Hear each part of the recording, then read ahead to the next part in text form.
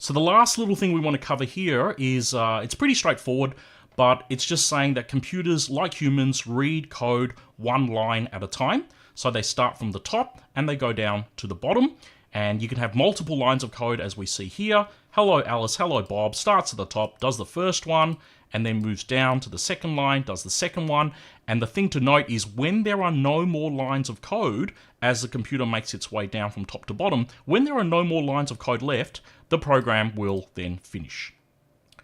And the other thing to note is that computers do what they're told as instructed by the functions or the commands.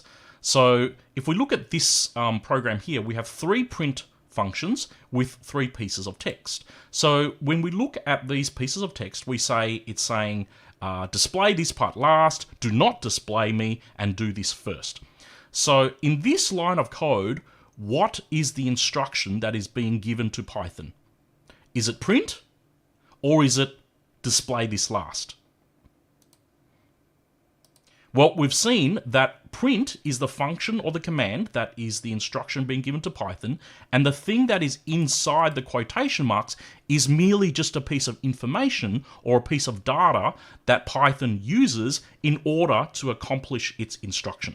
So print will display whatever is in between quotation marks and between the brackets, so that's just being treated as a piece of data. You can put anything you want in there and Python will display that. Similarly, when we go to the second line of code, do not display me. Do not display me is not the instruction, it's not the function, it's just a piece of data that is used by the print function. So print will just display that, and then do this first once again is not an instruction, it's a piece of data that is fed into the print instruction.